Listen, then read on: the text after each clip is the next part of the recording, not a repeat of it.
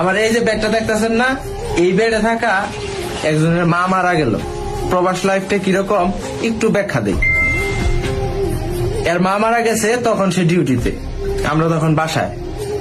তো খবর শুনে সে ওইখান থেকে বাসায় চলে আসা পড়ছে। তো সকাল 4টা বাজে আমগো ডিউটি। এই বেডে থাকা ব্যক্তি সে আর রুমে বেডে আসে নাই। ওই যে আমার বেডটা, এই যে আমার দরজা, ওই যে জায়গাটা দেখতেছেন, ওইখানে সে বয়ে বয়া সারা রাত কান্না করছে, সারা রাত। সেও জানে আমগো 4টা বাজে ডিউটি, সে আমগো ডিস্টার্ব করে নাই। কখন সে রুমে এসে ওইখানে বৈশা বৈশা কান্না করছে এটা আমরাও দিই নাই। ভোর 4টা বাজে 3:50 আমরা উঠছি, 50-40 এরকম। তো তার তো মা মারা গেছে, সে অনেক কান্না করছে, সারা রাত ওইখানে বৈশা বৈশা বাইরে বৈশা কান্না করছে।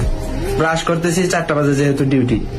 আমরা একটা মানুষ তার জন্য যে রুমে থাকবো, আচ্ছা এর মা মারা গেছে তার জন্য আজকে থাকি, তার পাশে সান্ত্বনা দেওয়ার জন্য, আমরা কিন্তু থাকতে পারি নাই। কারণ কি, এটা কোম্পানি অ্যালাউ করতো না। কোম্পানি বলবে তুমি কেন ছুটি কাটাইলে। আমরা 4টা বাজলো ঠিক, আমরা একদম নাইমে নেমে গেতাছি। লাস্ট মুহূর্তে শুধু তার মাথায় একটু হাত দিছিলাম যে ভাই থাক, কান্না করে না, কি করবা, বিদেশের লাইফটা এরকম।